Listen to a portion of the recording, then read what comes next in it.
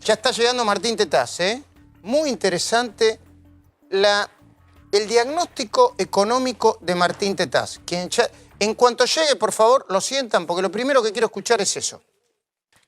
Voy a empezar hablando de esto, del kirchnerismo extremo agazapado. Voy de nuevo. Kirchnerismo, que existe todavía, está vivito y coleando. Extremo, porque hay kirchnerismo que no es extremo, ¿eh? Y con este agregado, agazapado, con Z. ¿Sabés lo que es agazapado, no? Al acecho, en alerta. El kirchnerismo extremo está agazapado. Esperando el momento de pegar el zarpazo en el instante justo. A mi entender, inmediatamente después del domingo 27 de octubre próximo, cuando eventualmente Alberto y Cristina, obviamente están muy confiados, se consagren presidente y vicepresidente de la nación si es que Macri no consigue el milagro. Viste que están hablando desde el macrismo de el milagro. ¿Cómo lo sé? ¿Cómo lo imagino? ¿Cómo lo deduzco? Porque desde el comando de campaña, escucha bien, desde el comando de campaña, cada uno de los referentes importantes, ¿no? Lo que tienen voz, están siendo instruidos para evitar cualquier error que los haga perder votos. Y eventualmente, aunque creen que la tienen asegurada, viste que Alberto dice, no hay que darse por ganador hasta que uno no gane. Pero eventualmente, aunque muchos creen que la tiene asegurada, la elección. Ayer lo de Juan Grabois fue sintomático. ¿Por qué? Porque Grabois es presentado como alguien ajeno al equipo de Alberto Fernández. Voy de nuevo. Es presentado como alguien ajeno al equipo de Alberto Fernández. Pero Grabois pidió lisa y llanamente, y naturalmente, porque estaba hablando en una cámara, contestando preguntas, abierta, que todo el mundo tomó, pidió lisa y llanamente una reforma agraria, con todo lo que significa en el medio de esta incertidumbre económica, una reforma agraria. Solamente como referencia, el video.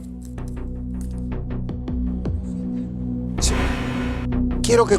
No hay un consenso dentro del Frente de Todos, pero sí hay un fuerte consenso dentro de los movimientos sociales y populares.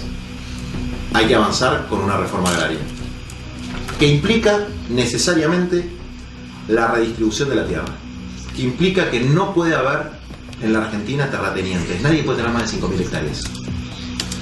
Esas extensiones de tierras no pueden ser, son injustas, no pueden ser posibles en nuestro país. Nosotros queremos que la tierra sea de quien la trabaja, pero a través de un mecanismo que es absolutamente legal y que no rompe ninguno de los pactos democráticos y constitucionales que tenemos hoy, que es la expropiación. La expropiación de 50.000 parcelas. 50.000 parcelas. ¿Las parcelas qué son? ¿Hectáreas? ¿Cómo se miden las parcelas? ¿Qué andas vos? Sí, se miden, son... ¿Sí? Son zonas... Buenas noches, buenas Hugo. noches, Sí. Luis. Sí, son zonas, es una manera de definir... No, zonas ya sé, pero No, ¿cuánto pero mide una parcela? No, ¿Hectáreas? ahora te digo exactamente... Bueno, entonces, dale, pero dale. se refiere, digamos, a porciones grandes de territorio, claro. Eso ya lo sé, Hugo. Ya te digo cuánto mide es? una parcela. Okay. Pero Grabois es parte del kirchnerismo. Yo te diría del kirchnerismo extremo en lo ideológico. O del cristinismo. Porque por más que no lo quieran reconocer, se puso la camiseta de Cristina el día que la acompañó a Comodoro Pi. Y no se la sacó más. ¿Cuánto es una parcela? Un territorio no menor a 500 metros cuadrados. Es una porción importante de territorio. Bueno. Su proclama a favor de la reforma agraria hizo mucho ruido en el Frente de Todos, pero mucho ruido, ¿eh? ¿Por qué? A ver, imagínate vos que estás viendo. Imagínate por qué. Porque disparó el chiste cantado, es un chiste cantado, de presentar a Lázaro Báez como uno de los principales terratenientes, latifundistas de la Patagonia. Los memes eran Uy, los problemas que va a tener Lázaro Báez si meten una reforma agraria. Fíjate que tu casa no sea de Lázaro Báez. Porque, efectivamente, Lázaro Báez tiene más hectáreas que Luciano Benetton en la Patagonia. Y además, como te dije ayer, hoy ya en las redes sociales explotaba, se asoció la supuesta reforma agraria de inmediato a la escandalosa compra que hizo Daniel Muñoz, ex secretario privado de Néstor Kirchner, de una estancia con un yacimiento de oro adentro. Hugo, a ver un segundito, por favor, se sienta Cecilia de Vana. Gracias. Hugo, una estancia con yacimiento de oro adentro. Totalmente. Eso lo aportó a partir de las nuevas pruebas que fue encontrando Manzanares, revisando parte de los documentos que le quedaron, y lo aportó a principios de julio. Explicó que una de las compras para la presunta maniobra de lavado de dinero consistió en territorios, entre ellos uno que tenía un yacimiento de oro. Y Daniel Muñoz, ya fallecido, no es un personaje cualquiera. Parame un segundo. Yo sé que no. Hoy es anticíclico hablar de corrupción. Pero yo no voy a dejar de hablar de corrupción porque el Frente para Todos haya sacado los votos que sacó, ¿eh? No voy a hablar todo el tiempo de corrupción, pero no voy a dejar de hablar de corrupción, ¿eh? Daniel Muñoz era el secretario privado de Néstor Kirchner. El hombre que lavó 70 millones de dólares, por lo menos. Algunos dicen, no, 70 millones de dólares en el exterior. 130 acá en la Argentina. Y eso remite a la pregunta cantada. Si Muñoz se robó más de 70 millones de dólares en el exterior y 130 millones de dólares, según Manzanares, dentro de la República Argentina, lavó, robó, hurtó, ¿cuántos miles de millones de dólares habrá robado Néstor y el resto de la familia? Porque hoy en la calle alguien me preguntaba, ¿todo bien que ganen las elecciones o no? Pero, ¿van a volver a gobernar parte de los chorros que choraron a la Argentina? O que según los fiscales y los jueces choraron a la Argentina. A propósito, ¿viste el departamento que se habría comprado Muñoz en Puerto Madero? Perdón, yo no tengo ningún problema con el ascenso social de la gente. No tengo ningún problema. Incluso te diría, ¿viste que Brancatelli lo vieron en Miami? Yo sé que a mucha gente no le va a gustar lo que voy a decir. Si se lo ganó en buena ley, que viaje donde quiera, que se gaste la plata como quiera. Ah, vos me decís que como él es Nakam Pop, no tiene derecho, que haga una cosa y haga otra. A ver, si la gente se gana la plata en buena ley, que la gaste como quiera. Ese no es el problema. El problema es cuando se la chorea y se compra. ¿Tenés el departamento de Daniel Muñoz en Puerto Madero? El Chateau Madero, ese es un complejo con muchos departamentos, de los más caros, que pagan expensas cerca de 100.000 pesos mensuales. Mirá. En este complejo vive Daddy Brieva también. Bueno, pará. ¿Y qué tiene que ver eso? No, te aporto un dato que es... No, pero no mezclemos las cosas. No, te doy un dato objetivo. O sea, no, porque si no, todo lo que viene en Puerto Madero son corruptos. Yo estoy... No, te digo que es uno de los lugares más lujosos de Sí, claro Puerto que Madero, sí. El problema es cómo lo compró. Cómo lo compró Jorge Todisco, que es un testaferro de Muñoz. Claro. ¿Sabés quién vive también? $626.000. Ayer lo contamos, está evaluado. Creo que las unidades más chicas, ¿no? Son $626.000. Sí, claro, no, en Puerto Madero, si un departamento vale $620.000 porque tiene muy pocos metros Sí. o porque... ¿Sabés quién me va ahí? Ricardo Stanislao Miller, el socio de Daniel Scioli, Bueno. que hizo la SUPA, ¿ves? O sea, te doy datos. Ahí también, si Stanislao Miller, que está investigado porque es lavado... Claro, es el único tramo de la causa por lo que va a juicio oral Daniel Scioli, o que fue elevado a juicio oral. La jueza Garmendia está decidiendo eso por la asignación de la SUPA a favor de Ricardo Stanislao Miller, que después invirtió, le compró su lugar en el mundo en Villa Laniata. Es decir, esa transacción, habiendo recibido obra pública, es un modelo similar, lo fuimos explicando tanto aquí como en La Cornisa, a lo que pasó con la obra pública en la época del kirchnerismo. A un amigo le das obra pública y luego esa persona te devuelve invirtiendo en este lugar como Laniata para Scioli. Bueno, una vez más, vivir en Puerto Madero o en donde sea, yo no vivo ahí, pero vivir en Puerto... ¿Viste? Porque tenés que empezar a aclarar. Ah, vos entonces vivís... No vivo ahí. ¿Viste? En Argentina tenés que empezar... Hola, Marco Lavagna. Hola, Guillermo Montenegro. No vivo en Puerto Madero yo, No, ya pero, te lo aclaro. pero a ver, Tampoco. pero Por la está duda, mal eso. claro, A por ver, la duda. digamos, está mal, porque hay gente que vive en Puerto Madero y hizo acumuló su dinero en buena ley y le da trabajo a un montón de gente. No seamos locos con esto, porque si nosotros queremos salir de la grieta, tenemos que salir con este tipo de cosas, ¿no? Perdón, Daddy Brieva, yo no coincido ni en un pelo con Daddy Brieva, ¿eh? ¿Viste cuando decís, tenés un pelo de conciencia? Ni un poquito. Ni en la manera de decir, ni en cómo lo dice. Ahora, si se lo ganó en buena ley, se lo ganó en buena ley. Si Diego Brancatelli fue a Miami y se lo ganó en buena ley con su mujer, que por otra parte trabaja en TN, ¿viste? No, o sea, paremos con esta locura. Sí, tampoco dejemos que por más millones de votos que hayan obtenido el Frente de Todos, dejemos de investigar la corrupción. Porque así no se sale de la grieta, ¿eh? Así no se sale de la grieta. Yo estuve analizando mucho el tema. No es. Por supuesto, no presentemos, yo lo hablé varias veces con Marco Lavagna, no hablemos tampoco solamente de corrupción para dejar de hablar de la política económica o la incertidumbre que hay con el dólar y con todo lo que ya está pasando. O con la instalación de la emergencia alimentaria, que ahora lo voy a hablar con Marco Lavagna, ¿eh? Si hay que...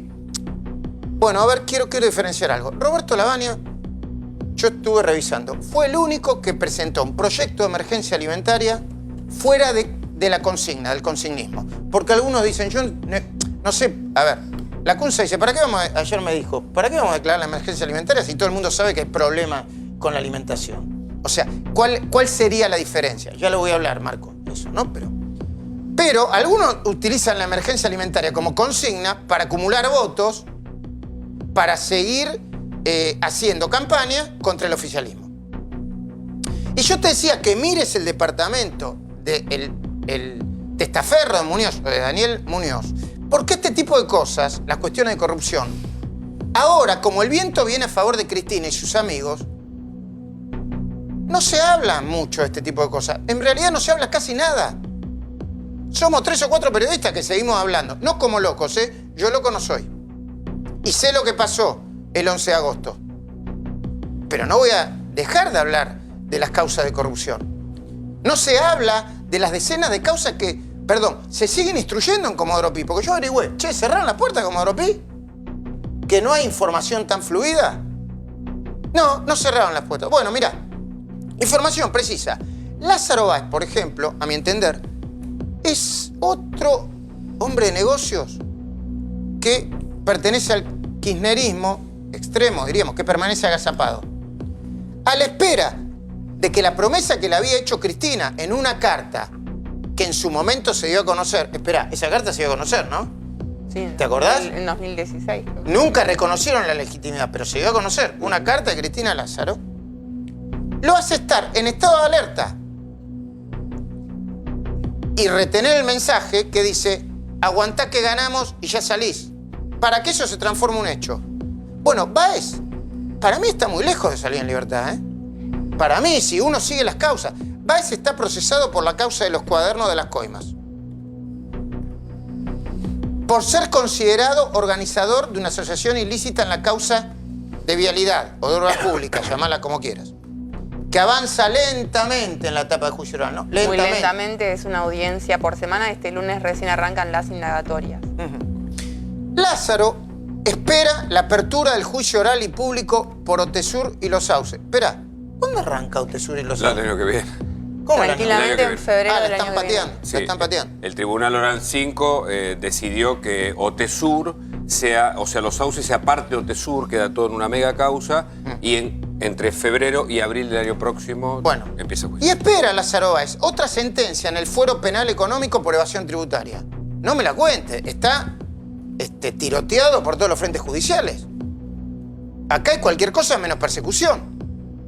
Báez también está procesado y detenido por el denominado o la denominada causa La Ruta del Dinero K, cuya sentencia, escucha bien, se va a conocer en diciembre, cuando asuma Alberto. Ahora les voy a preguntar a mis compañeros, pero en Comodoro Pi afirman que en este juicio, que va a tener sentencia antes de fin de año, Lázaro Báez va a ser condenado porque las pruebas son demoledoras. Es así, ¿no? Las pruebas son demoledoras y Lázaro es uno de los pocos casos donde la justicia ratifica una prisión preventiva después de los 3 años. La prisión preventiva son 2 años. A Lázaro se la extendieron por 3 y cuando se cumplieron los 3 en abril de este año se la extendieron por 8 meses más. Era, digamos, el límite. Pero para la justicia era necesario que Báez siguiera preso. ¿Y qué va a pasar cuando Valls se dé cuenta de que a pesar de haber ganado las elecciones, quizá ni Alberto ni Cristina estén en condiciones de asegurar su libertad ambulatoria? En serio lo pregunto, ¿eh? Porque Alberto Fernández habló de confianza y proximidad cuando la entrevisté en La Cornisa para explicar por qué los Kirchner le habían dado a Lázaro la posibilidad de administrar varios de los hoteles de la familia Kirchner, cuando hasta ese momento Valls no había administrado nada. Lo convirtieron en una gerenciadora de turismo para administrar hoteles. Un detalle, Luis Valls empezó la causa preso él y desde febrero, recordemos, está su hijo Martín también detenido porque la justicia encontró, bueno, una serie de desvíos de dinero cuando ya estaba embargado, ¿no? O sea, A ver, porque Alberto puede decir una cosa y sostenerla y argumentarla, pero quizás los jueces no piensan lo mismo. Y en este caso no importaría que Alberto y Cristina ganaran por paliza. No debe importar en una república. El propio futuro judicial de Cristina es incierto. Ella tiene 12 procesamientos, entre los más importantes el juicio oral y público de vialidad en el que se acaban de conocer 5 pericias por parte de la Corte y por parte de los fiscales, del Ministerio Público Fiscal, en donde Lázaro aparece ganando licitaciones de manera amañada, cobrando dinero por adelantado y por encima de lo que le corresponde y con un alto porcentaje de trabajo sin terminar. Acá quiero hacer un punto. Está Marco Lavagna. Ya el ministro Lavagna lo había dicho, cartelización de la obra pública. ¿No es así? 2005. En el año 2005. No vamos a hablar solo de corrupción en este programa, pero y vamos a hablar de economía, que está caliente y al rojo vivo, y lo vamos a analizar. Pero para generar un país creíble y sin grieta, nosotros no nos podemos hacerlo distraídos con esto. Y Cristina, además de esto, aguarda el inicio de los juicios orales y públicos de las siguientes causas: dólar futuro, OTESUR y los sauces, que ahora va a pasar para el año que viene, el memorándum de entendimiento con Irán y los cuadernos de la corrupción, donde aparece como jefa de una asociación ilícita. En Comodoro Pi, ahora lo voy a hablar también con mis compañeros, sostienen que la expresidenta tiene chances de salir indemne en causas consideradas políticas, como la del dólar futuro y el memorándum de entendimiento con Irán. Yo me quiero parar acá. Yo creo que son causas políticas eso, ¿no? Sí.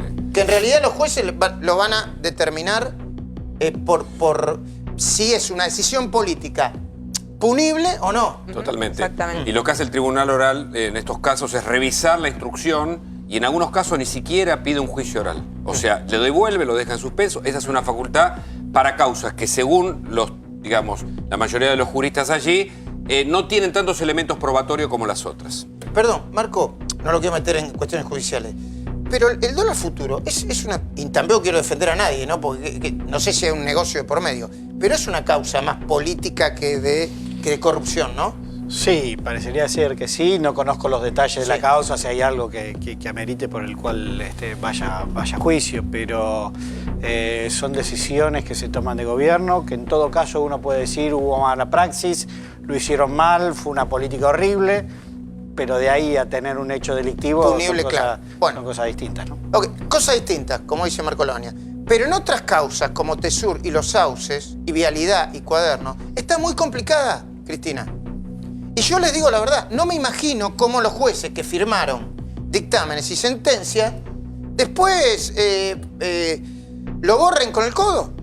O los que justifiquen su eventual sobreseimiento o la falta de mérito lo hagan de manera medio solapada. Porque yo creo que hay una parte de la opinión pública, por más que hoy Juntos por el Cambio esté perdiendo las elecciones, que reclama contra la corrupción. La plaza del sábado pasado, no, del otro, tiene que ver con eso, más que con Macri, pero mucho más que con el pedido de reelección de Macri, entiendo yo. Hola Martín Tetaz, ¿cómo estás? Bien. Hoy me bajé tu argumentación sobre por qué estamos donde estamos y te iba a pedir porque muchos no lo dicen, que me la repetieras acá. Pero vos partís de la base de que todo esto comenzó en diciembre de 2007 con Cristina, que una parte de la responsabilidad de lo que pasa ahora con la crisis económica tiene que ver con la gestión de Cristina a partir de diciembre de 2007. Mira, es el mismo argumento, palabra más, palabra menos, no porque, digamos, hacer la comparación me excede porque no quiero hacer esta salvedad, que acaba de hacer el Nobel de Economía Paul Krugman, donde dice que Macri asumió una situación de déficit gemelos muy complicada, que después hace la crítica el propio Krugman de que no la resolvió de shock, como debería haberla hecho probablemente.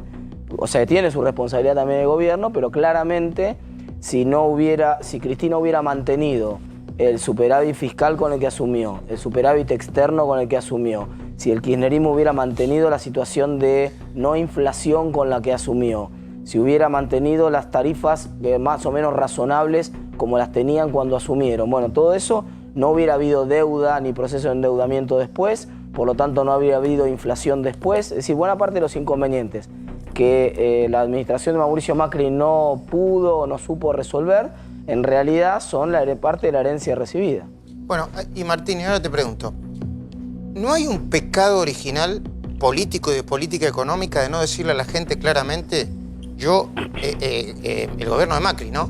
Hemos recibido una bomba de mucha potencia que tenemos que desarmar y yo les digo a ustedes que esto es más complicado de lo que parece? Sin dudas, pero también hay un pecado original de toda la clase política que cuando los déficits se iban acumulando en los años anteriores tampoco llamaban la atención o no lo hacían con la fuerza que debían. Cuando se perdió la estabilidad monetaria y la Argentina empezó a transitar por la inflación y el otro gobierno eligió mentir, no hay gente presa. Acá tendría que haber gente presa por haber mentido. Acá tendría que haber claramente gente presa. ¿Quién? ¿Por qué? ¿Y qué te parece? Hubo gente que adulteró las estadísticas públicas. Esa adulteración de las estadísticas públicas tuvo consecuencias económicas porque había una serie de instrumentos de deuda que estaban atados al IPC, después tuvo consecuencias respecto a las mediciones de la pobreza, después tuvo consecuencias respecto a las mediciones de crecimiento, es decir, en ese momento en el cual la sociedad debió haberle puesto un freno de alguna manera a eso y haberle dicho, mire, está perdiendo la estabilidad monetaria que tanto le costó a la Argentina conseguir. Argentina había tenido prácticamente 60 años de alta inflación y lo habíamos resuelto ese tema. Ese tema lo habíamos resuelto. Cuando asume Kirchner no había inflación en Argentina.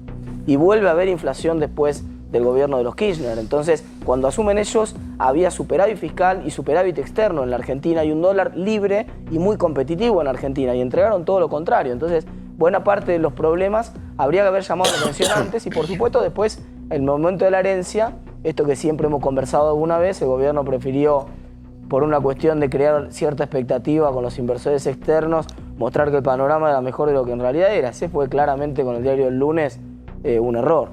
Vos dijiste, Martín, que debería haber gente presa. ¿Qué gente presa? ¿Moreno? Por ejemplo, el gran enojo de Guillermo Moreno cuando se enoja hace unos años conmigo, porque yo le dije que mentía en un canal de televisión. El gran enojo no es por una cuestión de valores que se resuelva invitándonos a pelear afuera y resolver. El problema es que si él admitía que había mentido y adulterado los índices, iba preso. Lo que se está discutiendo era la libertad personal de la gente que en Argentina adulteró los índices que son un documento público. Pero Moreno, en su momento, al contrario, hizo denuncias contra y el propio Alberto Fernández no puede contestar una pregunta clave. Hay una pregunta que no puede contestar. ¿Cuánto fue la inflación en el año 2007? No lo puedo contestar. Si vos le preguntás, ¿cuánto fue la inflación en el año 2007? ¿O cuánto fue la inflación en los primeros 6 meses que él era responsable porque era jefe de gabinete en los primeros 6 meses del año 2008? No lo puede contestar. ¿Por qué no lo puede contestar? Y no lo puede contestar porque si dice la verdad, que todos sabemos que la inflación de 2007 fue el 14. fue alrededor de arriba del 20%. Si no puede contestar, si dice que fue arriba del 20%, él firmó un documento público, era responsable de la intervención del INDEC. El de Sheraton Pilar. Y bueno, entonces tendría que ir preso por estar adulterando un documento público. ¿Cuánto decía el INDEC manipulado que medía la inflación en 2007? 10%. 10%. Empezaron a adulterar la inflación en enero del año 2007 porque no les daba arriba de 2%. Y entonces no podía ser, entonces empezaron a toquetear todos los índices. Mira, tuviste una cosa muy ridícula, algo que descubrió un economista que se llama Muñoz, Federico Muñoz, que el segundo decimal, para que la inflación diera siempre más chiquita, el segundo decimal terminaba, para que el redondeo diera para abajo, terminaba de 0,5 para abajo durante 34 meses consecutivos. No entiendo, ¿y eso qué tiene que ver? Y claro, mira, si vos el segundo decimal, digamos, se distribuye de una manera más o menos aleatoria. No puede ser, es como tirar una moneda para arriba. No puede ser que te salgan 35 veces seguidas cara, digamos. Alguna vez te sale seca en el medio. Acá siempre salía de 0,5 para abajo. Entonces, pero eso... vos sabés que yo cuando lo entrevisté a Alberto Fernández en la cornisa, le dije que él había convalidado el INDEC de la manipulación con el nombramiento, con la salida de Bebacua, Graciela Bebacua, y el nombramiento claro, de... y él te contestó que la adulteración vino después. Pero hay una pregunta que no puede contestar, que es la que te estoy diciendo yo. Entonces conteste usted cuánto fue la inflación del año 2007. Porque si él le dice a la gente en la cara, si él se anima a mirar a la cámara y decirle a la gente en la cara que la inflación fue 10%, que fue lo que dijo el INDEC, nadie lo va a tomar en serio. Porque todo el mundo sabe que no fue ese 10%. Los gremialistas negociaban arriba de 20%.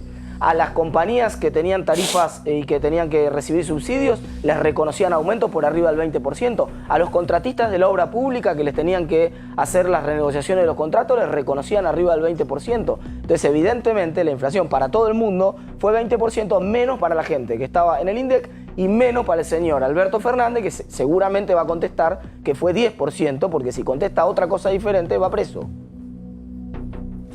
A ver, Alberto Fernández no combatió a Guillermo Moreno y a De Vido y a Jaime de adentro y por eso se fue. No lo sé, no lo sé. Evidentemente no lo sé, pero no lo denunció, no lo denunció por incumplimiento de sus deberes de funcionario público. No, de hecho firmó el decreto de la intervención del INDEC, así que no es una...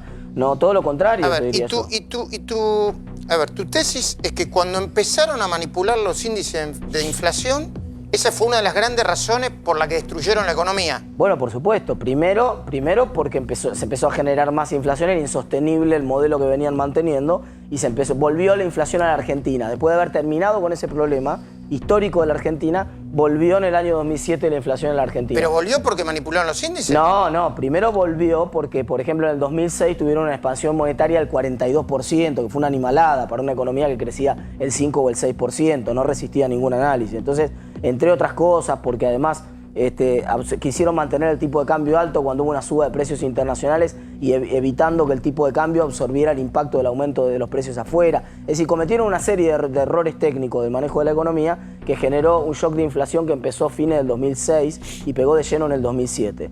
Ahora, cuando pasó eso, que se empezó a deteriorar la economía, rompieron el instrumento y cuando rompieron el instrumento de medición, eso nos generó, por ejemplo, entre otras cosas, perder la condición de mercado emergente y perder un montón de inversiones que venían del exterior porque ya nadie creía los números que mostraba la Argentina. Y vos decís, o sea, yo voy a dejar la última parte, porque después me voy a hablar con los otros invitados, pero te voy a dejar la última parte vos para que hablemos del momento económico actual, ¿no?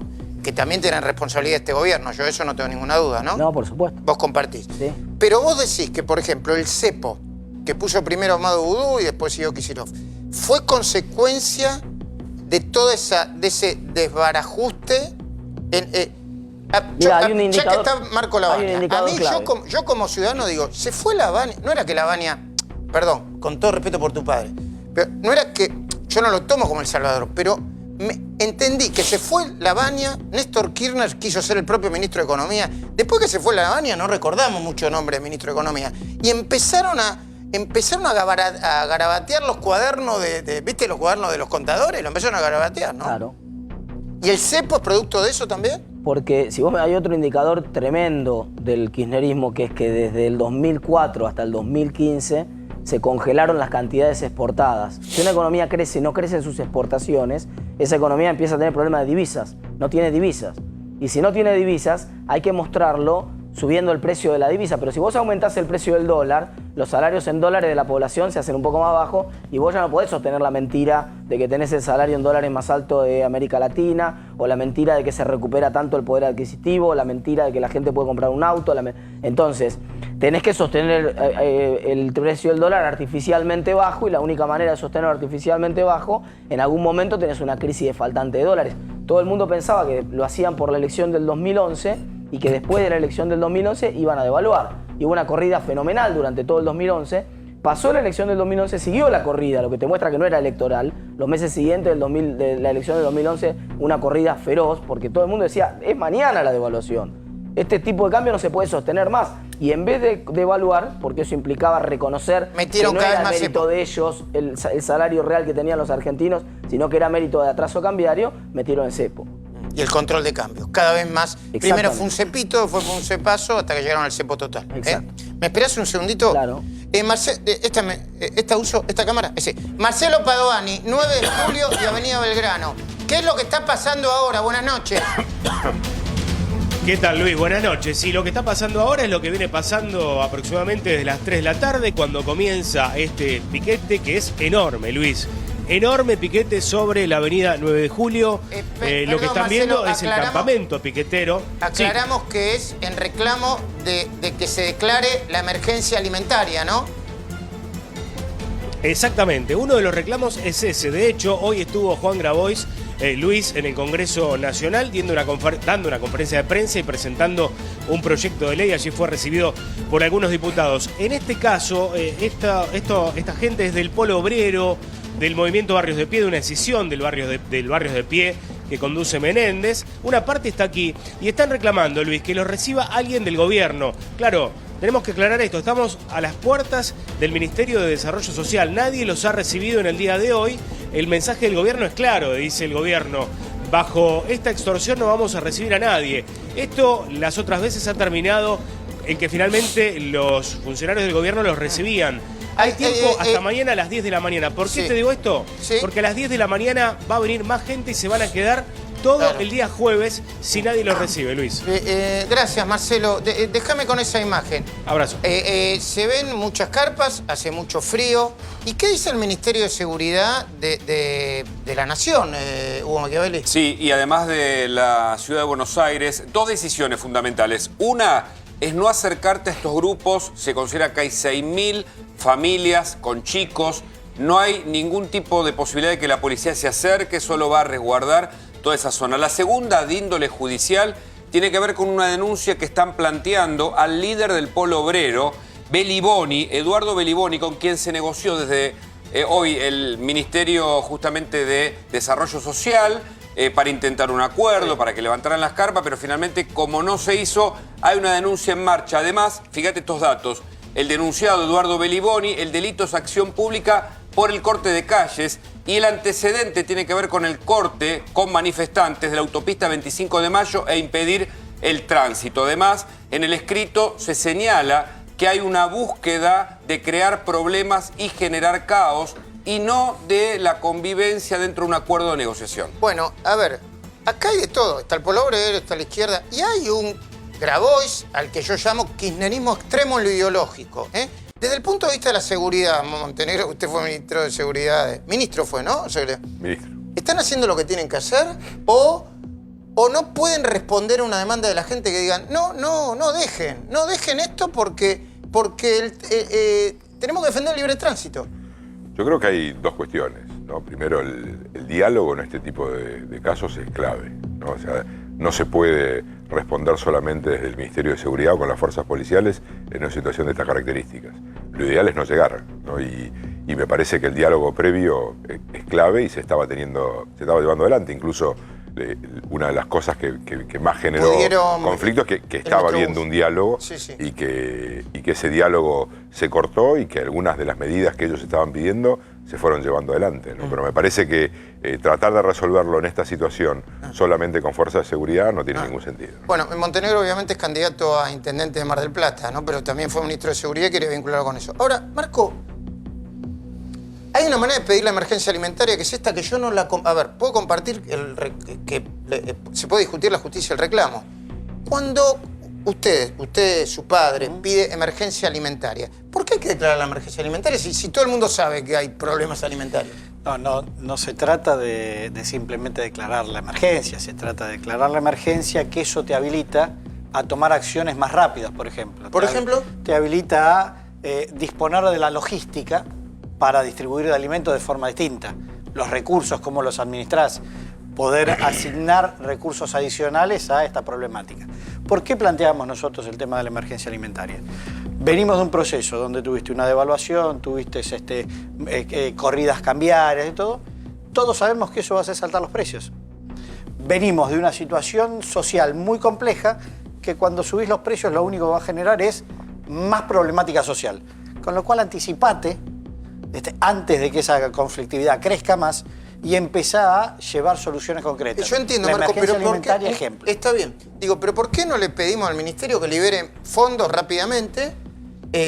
Porque emergencia alimentaria, en medio de las elecciones, no digo que no haya muchos problemas, suena eslogan político. Y vamos a instalarnos en la campaña pidiendo... Mira, si vos me das un aumento de las asignaciones, me habilitás que las escuelas estén abiertas todos los días, las escuelas que tienen servicios para alimentación, para cuidar a los chicos, tanto almuerzo como merienda, le destinás más recursos, ponés la logística a disposición, te fijás un aumento para algunos planes hasta por lo menos el momento donde se inicia el ciclo escolar. Después, si no quieres declarar la emergencia, no la declares. Dame las medidas concretas para paliar una situación que se va agravando. Marco, no me importa el eslogan, sí, la emergencia. Me importa que se llegue con soluciones concretas a un problema que es concreto hoy y que uno ve que se va a ir complicando. ¿Vos ves, Marco, un juego de le pego un poquito, le saco, entro y salgo de parte del Frente de Todos para esmerilar a Juntos, bueno, al gobierno? No lo digo en el sentido, ustedes son oposición, pero yo no lo veo a ustedes tirando, tampoco sé si es tirar piedra, no lo veo a ustedes jugando ese juego. Ustedes apoyaron, creo que apoyaron una parte de las medidas, dijeron en qué estaban en desacuerdo. ¿Qué estás viendo por debajo de la mesa? No. A ver, nosotros... No había más remedio. Era inevitable, producto de que no tomaste las medidas en el tiempo donde tenías que tomarlas. Todas estas medidas que se tomaron son malas y son producto de que la erraron en el programa, fracasó la forma de conducción económica y terminaron en esto. No es que las estoy apoyando, digo, todo lo contrario. A ver, digo, nadie puede apoyar tener un cepo, digo, o reinstalar un cepo, ¿no? Es una noticia pésima. Digo, entonces, como primera aclaración. Después el otro, a ver, vos no podés... Perdón, Marco, que te interrumpí. ¿Eso es ahora? ¿Eso es un dron? Mucha gente, ¿eh? Mucha gente. Ah, no es un dron. Desde arriba del ministerio. ¡Wow! Yo no sé si estoy viendo bien, pero veo bastante gente, ¿eh? Mucha gente, sí, sí. Perdón, Marco. No, te decía que, a ver, un gobierno no puede venir y echarle la culpa a la herencia recibida y después echarle la culpa y por el gobierno que puede venir después. Digo, te tenés que acercar a los problemas. Que tenías muchos problemas que venían de antes, sí, desde ya, que tenías intervenciones, desde ya. Yo estaba del otro lado del mostrador, fui una de las consultoras que Moreno me puso 1 millón de pesos de multa. ¿Ah, sí? Digo, nosotros éramos una. Digo, sí. Entonces, pero eso no te puede servir pero como excusa para... Pero compartir la idea de Martín, perdón Martín, compartir la idea de Martín, que cuando empezaron a tocar el índice de inflación, empezaron a desbarajustar toda la economía. Yo creo que el índice de inflación lo empiezan a tocar porque no sabían controlar el tema inflacionario.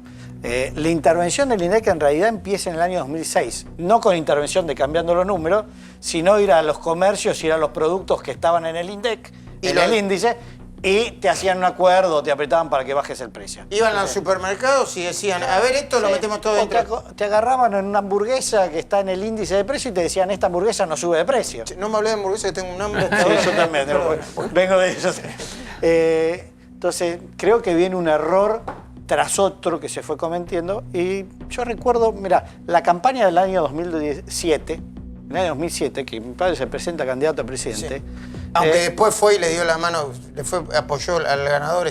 No apoyó al ganador. Fue a hacer un diálogo y un consenso, donde le dejó una carta de las cosas que estaban mal y las cosas que había que hacer. ¿Y quién no fue y mostró la foto? Inmediatamente. Sí. Digo, pocos publicaron la nota que le dejó con todos los problemas. Pero en ese momento, en el año 2007, la campaña presidencial era bajemos la inflación y paremos la inseguridad.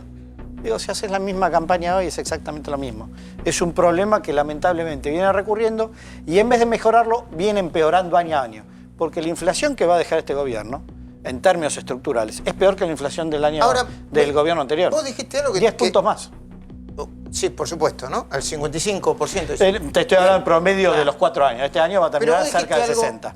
Yo estoy de acuerdo, y yo lo dije el lunes, como lo dijeron un montón de gente, que el presidente Macri cometió un error echándole la culpa a los votantes de lo que pasó el domingo. Estornuda tranquilo. Perdón. Tenés el micrófono abierto, así que estornuda, que le pones en un primer plano con el estornudo y ya tenés el micrófono abierto. Inevitable, perdón. Esto significa que la gente está relajada en televisión, que estamos haciendo un programa ameno. Bueno, decía que es cierto que no se le puede echar la culpa al votante, ¿no? Pero todavía hay muchos expertos que dicen, che, el hecho de que ganara con tanta diferencia y que muchos den por casi seguro que pueda ganar Alberto Fernández fue lo que provocó la devaluación del lunes. Un segundito. ¿Vos compartís esa teoría, Martín? Sí, 100%. Lo que pasa es que eso no hace que los votantes sean los responsables, todo lo contrario. El responsable es que ganó una persona que dijo que quería un dólar más alto, que ganó una persona que dijo que iba a regular las ganancias de las empresas energéticas y de los bancos, que ganó una persona que dijo que iba a pagar todo con LELIX, que ganó una persona que dijo que iba a reestructurar la deuda. Entonces, bueno, obviamente los mercados, yo le decía el otro día con un ejemplo muy simple, si a vos te dicen que el viernes va a subir la nafta, vos vas a ver a la gente el jueves cargando nafta, digamos, y toda la cola en la estación de servicio. La gente trata de anticiparse. Entonces, ¿y vos decís que eso hizo Alberto Fernández en la campaña? No, no lo digo yo, están en todos los videos, en todos los audios. No, digamos. digo, pero con esa intención, ¿vos decís que fue intencional? No, yo lo que digo, no sé, ese fue su programa de gobierno. Después, si eso era demagogia electoral o realmente lo quería hacer o quería ir por otro lado, habría que preguntarle a Alberto Fernández. Yo lo que sé es que tuvo una serie de declaraciones muy poco afortunadas respecto a la economía y básicamente lo que hizo la gente al otro día de que se enteró que muy probablemente este señor sea presidente es, bueno, primero obviamente tratar de comprar todos los dólares que pudiera y entonces una corrida sobre el precio del dólar. Después desprenderse de todas las acciones que pudiera de bancos y de empresas energéticas porque iba a venir una regulación diferente para esas empresas y después desprenderse de cualquier bono que tuvieran argentino porque ya estaba blanqueado que Argentina, él había dicho, estaba en un virtual default, iba a estar seguramente reestructurando la deuda. Entonces, eso es de manual lo que pasó en la semana siguiente de las PASO. También es cierto, y hay que decir, que el gobierno había tomado demasiada deuda de corto plazo, que eso fue lo que pasó después, lo que pasó la semana pasada. El gobierno había tomado un perfil de deuda demasiado pesado de corto plazo que quedaba muy vulnerable en un escenario de perder. Es decir, el plan financiero del gobierno, el plan financiero de Duhovne, era un plan financiero que no contemplaba el plan B de, che, mirá, ¿qué pasa si nosotros perdemos por 15 puntos y entonces cuando empiecen Dicen que se lo preguntaron a la madrugada en el búnker de la derrota. ¿Por qué te lo digo? Porque la deuda de corto plazo, cuando se empieza a vencer y vos Perdón, la deuda renovar, en pesos decís vos. La deuda en pesos y en dólares, de corto plazo que se vencía cada 3 meses o cada 6 meses y vos la tenés que renovar. Si yo tengo que renovar ahora y el vencimiento cae cerca del terreno de Alberto Fernández, digamos, en los días previos o en los días posteriores a que asuma como presidente, solamente una persona que sea kamikaze se anima a renovar un vencimiento de una deuda de corto plazo en ese momento. Entonces, si vos sabías que había una posibilidad de perder las elecciones por una amplia diferencia, no hubieras puesto tantos vencimientos de deuda en ese momento. O sea que esa parte de la responsabilidad es claramente del gobierno actual. Y decime, Martín, ¿vos estás de acuerdo con las actuales medidas? ¿Con las últimas medidas de la CUNSA? Mirá, a mí cualquier tipo de control de cambios me parece un espanto en primer lugar. Como primera medida, me parece que ese no es la forma de resolver el tema, pero pienso de manera, como lo dijo Marcos, en la línea que lo planteó Marcos recién. Me parece que entre los errores que había cometido el gobierno antes, esta cuestión de la deuda que te estoy contando, más la evidente debacle de que los mercados están anticipando que viene alguien que es enemigo de los mercados y que está jugando en contra y que quiere un dólar más alto y que quiere pagar todo con LELIQ y que quiere defoltear una parte de la deuda, bueno, la verdad que ahí medio que no te queda otra, digamos. Acá lo que sería interesante como ejercicio, no va a ocurrir, probablemente no va a ocurrir porque las probabilidades son muy bajas, pero sería interesante como ejercicio contrafáctico ver qué pasa si ocurre lo que dijo Pichetto. Viste que Pichetto dijo claramente, si ganamos nosotros en octubre, vuelve la confianza, al otro día podemos sacar el cepo de vuelta. Digamos, si realmente era un problema del gobierno que venía, bueno, seguramente si ganan ellos no va a pasar. Es un ejercicio que no... Y si ganan el 28... Bueno, pero si ganan el 28, los nuevos gobiernos restablecen la confianza, ¿no? Digo, si no quieren plantear una locura como programa de gobierno. Mira, lo que pasa es que la desconfianza está originada en las medidas que anunció el nuevo gobierno que iba a implementar. Ahora, si viene el nuevo gobierno y dice, no, eso era por legalería, eso era para ganar las elecciones, Yo en realidad voy a sentarme al otro día con el Fondo Monetario Internacional y hacer un acuerdo. Yo al otro día voy a pagar todo, voy a empezar a honrar todos los compromisos. En lo del dólar de 60 era en joda, yo con un dólar más barato estoy conforme. Digamos, si viniera con ese discurso, probablemente. Si viniera con un discurso de no voy a regular la ganancia de las empresas como dije que las iba a regular, digamos, si cambiara diametralmente en la práctica su discurso, qué sé yo, si el ministro de Economía, en vez de ser filo kirchnerista, pues esa es la otra incertidumbre. Mucha gente, hay mucha incertidumbre sobre si realmente va a gobernar Alberto Fernández o va a meter la cuchara en el poder del reparto de gabinete Cristina. ¿Y vos cuál es tu mirada sobre eso? Bueno, parece que han hecho una división de poder ahí donde quedó la provincia de Buenos Aires para el kirchnerismo y ellos quedaron en la nación. Eso es lo que los politólogos con los que converso me comentan. Parece que sí. No lo sé, veremos qué es lo que sucede, pero esa incertidumbre está, digamos. Sí. ¿Tiene un programa consistente, Alberto Fernández? No lo sé, porque no lo han dado a conocer. Como tampoco lo ha dado a conocer el oficialismo. Yo no coincido en lo más mínimo, y esto no voy a estar defendiendo a Alberto Fernández porque es otro espacio político, pero no coincido en lo más mínimo de que la situación actual es producto de un resultado de la PASO. Digo, en todo caso, si querés, es un gatillo. Pero una consecuencia. Sí, en realidad es lo que te dispara algo. Vos tenés una economía que hace 2 años que no te funciona, que tenés una inflación galopante, que tenés una caída del salario real, tenés una tasa de interés antes de las PASO estaba en 70%. Digo, habías tenido una corrida después de haber ganado una elección en el 2017, en marzo tuviste una corrida, en marzo del 18 tuviste una corrida. Digo, es una economía que no te funcionaba. Indefectiblemente vos ibas a tener una corrección, un salto. Después la diferencia es si se te da un poquito antes, un poquito después, más profunda, más ordenada o más desordenada. Pero que te iba a pasar, te iba a pasar. Marco, que vos estás comentando, todos esos problemas que vos estás comentando, ya lo sabíamos el 9 de agosto, digamos. Los mercados, de hecho, hicieron una corrección fenomenal el año pasado por todos esos problemas. Por todos esos problemas que son exclusiva responsabilidad del actual presidente, la economía pasó de tener un dólar de 15 a tener un dólar de 45. El tipo de cambio que vos tenías antes de las PASO ya era un tipo de cambio que estaba prácticamente 33% El problema arriba. de las LETE, la LELIC, pero tener una tasa de interés así es lo que te habla de que tenés una economía desequilibrada. Pero no había ninguna sorpresa, digamos. Vos, los mercados, para explicar un movimiento de precio en un mercado, vos tenés que mostrar alguna novedad. Mira, cuando vos tenés una tasa de interés en el 70% para mantener que te sigan comprando LELIC, es porque no te funciona. Y tarde o temprano... Ahora es 85.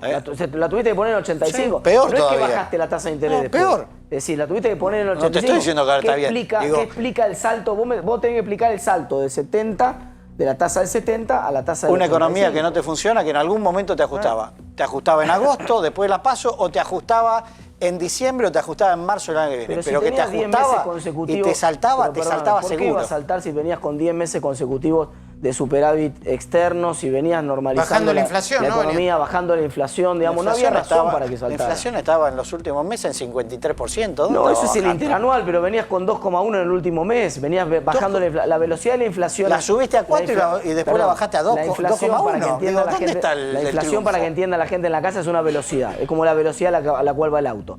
El auto en el último mes previo a las PASO venía a 2,1 mensual. Eso quiere decir 25% anual. Digamos, venía normalizándose la economía, no venía en una situación... Yo en esa es donde no coincido. Bueno, está bien. Eso es donde no coincido porque yo veía una economía que no funcionaba y lo hemos hablado en este programa, Luis, mucho antes. Está bien, pero no funcionaba y tarde o temprano terminaba reventando de vuelta. La diferencia era el cuándo y si era más profundo o menos profundo.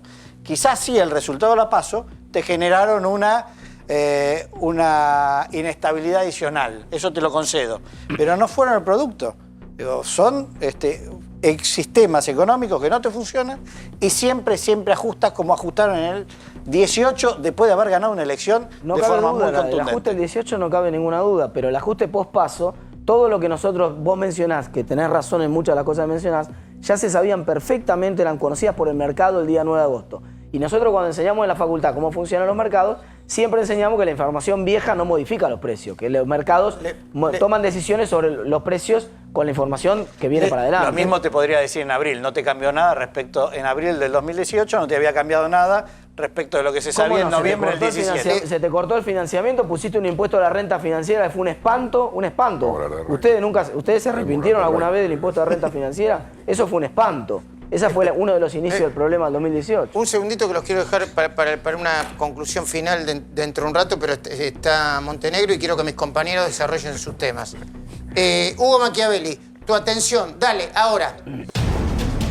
Luis, te voy a contar rápidamente cuáles son las causas de uno y del otro lado de la grieta. Causas K, causas M. Un resumen bastante rápido de lo que está en marcha que vos de algún modo contabas. La ruta del dinero K. La sentencia se espera antes de fin de año, la causa en donde se investiga el lavado de dinero a partir de Lázaro Báez, etc. 16 imputados. Obra pública y vialidad. Recordemos, empieza la etapa indagatoria. Ya te adelanto que menos de la mitad de los 13 imputados van a declarar, van a hablar, van a utilizar su derecho a hablar. La última va a ser Cristina Fernández. Puede declarar hasta el año que viene porque son 200 testigos y el juicio puede terminar en el 2021. Seguimos rápidamente con las causas K y vienen las causas M. Otesura y Los Sauces comienza en 2020 y podría terminar en 2021. Causa Cuaderno va a juicio oral el año próximo y puede demorar hasta el 2022. Dólar futuro y encubrimiento por memorándum con Irán, sin fecha de inicio de juicio oral. ¿Y las causas M? Ahí tenés, causa Odebrecht. Uno, puede incluir a otros empresarios M, así le decimos a empresarios vinculados en la etapa que investigó Casanelo. La causa Odebrecht 2 va camino a juicio oral con exfuncionarios K y empresarios M. Esta es la parte que investiga el juez Martínez de Giorgi. Causa Correo 1, atención, confirmada por la Cámara Federal. Recordemos que hay 2 funcionarios M procesados, en este caso el ministro Aguad. Causa Correo 2, la económica. Se analiza nueva propuesta de pago de concurso de acreedores. Causa Parques Eólicos. Atención, una cosa muy importante, puede ser elevada a juicio oral en los próximos meses. Y la causa por los falsos aportantes, vos decís que ya pasó, no, la tiene el juez Casanelo. Panama Paper. Investigan, recordemos, a Macri por esa dirección de Fleet Training y Cagemusa, ¿te acordás? Cagemusa se llamaba. Cagemusa, creo. Claro, él figuraba como director asociado, sin embargo no estaba eso en sus declaraciones juradas. La última. Y la de blanqueo de capitales, la Corte Suprema de Justicia debe resolver si el blanqueo favoreció a los familiares del presidente y otros funcionarios. Hay que apurarse porque Guillermo Montenegro vino de Mar del Plata y todavía ni habló. Me esperen un segundo, Montenegro, por favor. Pero también es juez, así que eso le debe interesar. Cecilia Evana, dale, rápido. Breve, Luis, mañana continúa el juicio del combustible, cuarta audiencia en la que Echegaray va a seguir declarando en la indagatoria. Ahí lo vemos, va a responder. Hoy combustible es Cristóbal López y Fabián de Sousa, exactamente, ¿no? Ellos todavía no declararon. Está Echegaray desde que se abrió la ronda de indagatorias haciéndolo. En esta cuarta jornada va a responder preguntas de las partes y después de que él termine, no se sabe si van a terminar mañana las preguntas, va a iniciar la indagatoria de Cristóbal López. Facundo Pastor, sí. Dale. Perdón. Perdón, hay algunas principales frases de Echegaray durante su indagatoria. Soy un muerto civil, me jodieron la vida, me secuestraron 2 vehículos, soy abogado, soy apicultor y no me puedo trasladar. Fueron algunas de las frases que dijo. Ahí estamos viendo más. Me están imputando una defraudación. Yo no tenía trato con estos señores por López y de Sousa. Esta causa tiene mucha instalación mediática. No tengo ni una FM para contrarrestar. Ni una FM. Ah, necesito una FM para contrarrestar. Hay miles. Eso sí que me sorprendió, ¿eh? Como diría Mario Mactas, cae una gota de silencio en la noche de 4 días. Dale, Facundo Pastor. Una frase para el recuerdo, Luis. A ver, vamos a hablar de otro juez. Hablaban recién de tribunales. Vamos a hablar de Norberto Ollarvide. Está pasando algo, Luis, con Ollarvide realmente increíble. Se está llevando adelante una causa por enriquecimiento ilícito. Una causa que empezó a investigarse en el 2016. Desde hace 8 meses que se le pidió un requerimiento para que justifique su patrimonio, pero nunca contestó el requerimiento de justificación patrimonial que firmó justamente el fiscal Jorge Dilelio desde hace 8 meses, que esperan que justifique su patrimonio y Norberto Ollarvide, el hombre que fue agarrado del cogote, gracias Luis, no lo firmó, no lo entrega, es insólito. En cualquier momento va a tener un dolor de cabeza uno más para Norberto Ollarvide. Yo sé que en la Argentina siempre está el problema del dólar, que yo la pasé recontra mal, pero de vez en cuando te reís un poco, ¿no? Sí. ¿Te acordás que un juez dijo me agarraron de cogote? Montenegro, a ver, ¿por qué quiere gobernar Mar del Plata? Lo voy a cruzar, no le hago preparativo porque si no, no terminamos. Yo creo que Mar del Plata tiene ya es una dimensión de provincia, ¿no? Y con los problemas y las oportunidades que tiene una provincia, ¿no? Con un puerto, con un sector frutícola, con industria, con un turismo que tiene que ser transformado en 12 meses. Y creo que Mar del Plata crecieron los marplatenses y no creció la dirigencia política, ¿no? Y creo que es clave la gestión, ¿no? para poder llevar adelante un progreso integral de Mar del Plata con una planificación desde lo que tiene que ver desde lo industrial, de lo comercial, de lo turístico, incluso en materia de seguridad, ¿no? ¿Cómo hacen para hacer campaña? ¿Cómo van a hacer para hacer campaña con el dólar como está y todo el mundo planteando una especie de tregua para que nadie diga una palabra que tire todo el día? Yo los escuchaba recién a Martín y a Marco, obviamente tengo muchísimo respeto. Creo que hay que bajar los problemas a tierra, ¿no? Y esto cómo impacta a la gente, ¿no? Y me parece que hay la serie de medidas que tomó hoy María Eugenia con relación a las jubilaciones, a los comedores escolares, a la niñez, a mantener el puesto a 25.000 puestos de trabajo en pymes. Me parece que esto es lo que hay que hacer cuando uno sabe que tiene problemas, más allá de si fue un gatillo. El problema está. Cuando el problema está, hay que asumir la responsabilidad de gobernar, y en esto me parece que es la clave, más allá de las campañas políticas, más allá de las elecciones, y yo creo que es lo que hay que hacer. Y que probablemente uno de los principales problemas que nosotros tuvimos tiene que ver con esta falta de escucha de los problemas que tenía la gente. Bueno, ¿no? muy bien. Esa autocrítica, por lo menos, un poquito de autocrítica está bien. Después, cuando volvamos, en segundo le voy a preguntar a Marco Lavagna, ¿de quién fue la idea, si hubo una idea media extraña, de que abdicara Macri, apoyara la candidatura de Lavagna para ganarle, creo que en segunda vuelta, no sé si en primera, a Alberto y a Cristina? Hubo una idea así, ¿no? Después si hace el distraído... No, si querés te contesto ahora, pero le estamos metiendo misterio. Bueno, hasta después del corte. Porque la fogonearon, ¿eh? Yo lo leí, perdón, si no me equivoco, yo leí en un medio, un editor, un CEO un empresario, escribió eso en una contratapa de un diario. Y después le voy a preguntar algo a Martín Tetaz que tiene que ver con los mercados mañana y en las horas siguientes. Los Haroldos vino finos con Ángel. Los Haroldos Estate, mucho más de lo que esperás.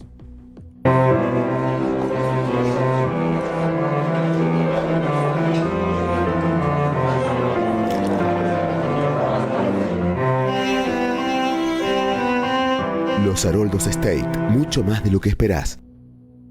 ¿De quién fue esa idea estrambótica, Marco? ¿Ustedes?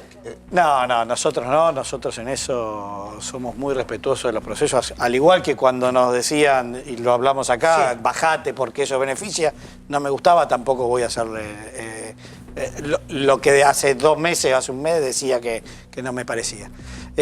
Creo que tiene que ver con una sensación de que hoy el presidente Macri no tiene forma de ganarle a Fernández, y entonces ven como la posibilidad de que el que le podría ganar es mi padre. Y empiezan a surgir estas cosas que son más de laboratorio que lo que en la práctica efectivamente se puede dar. Pero me parece que tiene que ver con este razonamiento. Uno no le gana, el otro quizás difícil, pero puede. Entiendo. Martín, vos de la economía, ¿crees que si... Yo entiendo que están haciendo un juego inteligente, estratégico, Alberto y Cristina, ¿viste? Están coordinando muy bien la campaña. Cristina le pega personalmente al presidente, el presidente llama a Alberto y dice, me están pegando. No, pero eso no tiene nada que ver con las medidas, ¿viste? Y Alberto le pega por YPF. ¿Vos crees que corre peligro, Alberto, en el sentido que si se empieza a interpretar que quieren echar nafta al fuego, es piantavotos eso? ¿O la gente responsabiliza a este gobierno por lo que está pasando ahora y por la profundización de la crisis? Mira, yo creo que en la línea de lo que decía Montenegro recién, a la gente le importa bastante poco esto. Esto es un debate del círculo rojo, donde nosotros, para mí es muy obvio cuál es la situación, pero a la gente en la calle lo que le importa es que le resuelvan los problemas. Si el gobierno demuestra capacidad de dominar esta crisis y de resolverla, esa probablemente sea la mejor propaganda que pueda tener. Me parece que a la gente, en el fondo, mucho no le interesa después cuáles son las causas. De hecho, la gente está dispuesta a votar otra vez kirchnerismo en Argentina, evidentemente porque, buena parte de la memoria, evidentemente, quedó en el camino, ¿no? Martín, te agradezco mucho el día de hoy, te espero el domingo, si puede ser. Gracias, Guillermo Montenegro, gracias, Marco Lavagna. Usted lo veo todos los días, no lo voy a agradecer todos los días, pues. Y además no tengo tiempo, ya estoy pasado. Nos vemos mañana a las 10 de la noche acá en este programa que se llama 4 días, siempre en vivo. Chao.